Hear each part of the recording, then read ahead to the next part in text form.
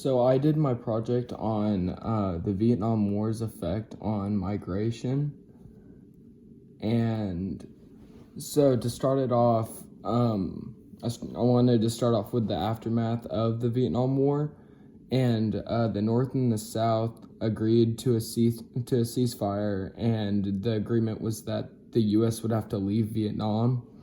And at this time, there were still Northern Vietnamese people in the South, which was bad for them. But if we had stayed longer, then we could have possibly helped push the North out of the South. And it led to many Vietnamese people trying to flee to surrounding countries. So the countries that the Vietnamese fled to were the U.S., Australia, Canada, France, and the Republic of Korea. Those were the major 5 ones. And in the U.S., there were about 1.3 million. In Australia, there were around 225,000. Canada, 184,000. France, 123,000. And in the Republic of Korea, there were 122,000. Another place that the Vietnamese migrated to was Victoria. And before 1975, there were barely any Vietnamese people that migrated to Victoria. And the small group had a mix of Vietnamese women, orphans, Australian servicemen, and Terry students. And in 1976, there were only 382 Vietnamese people that were recorded that were actually in Victoria. But over time, more Vietnamese people came to Victoria due to the communist government that took over. And by 1982, there were over 12,000 Vietnamese people in Victoria, and they became employed and part of their system and earned a living. The boat people were the largest groups of people that migrated from Vietnam. And during the Vietnam War, Southern political leaders were captured and sent to re-education camps that were led by the North. And at these camps, many of the political leaders were tortured and some were killed, and they earned the name political prisons.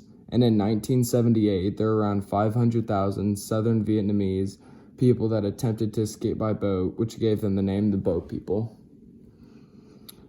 Some other causes of migration were, aside from the Vietnam War causing people to flee Vietnam, economic growth was a major cause of migration.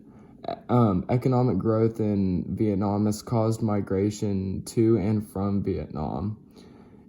It has attracted tourists and business travelers, and lots of Vietnamese would travel to attempt to earn a university degree. So they would travel in order to seek higher education.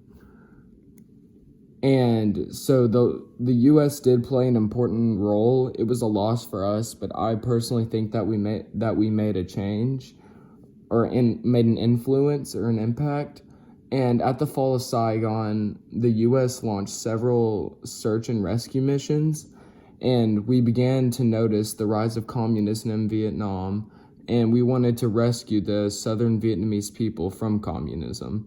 The U.S. believed that if we became more involved in Vietnam, that communism would begin to fall. And so, looking at migration in Vietnam today, in 1975, a refugee official claimed that the current situation of emergency with the migration of the Vietnam people, he said that it wouldn't last.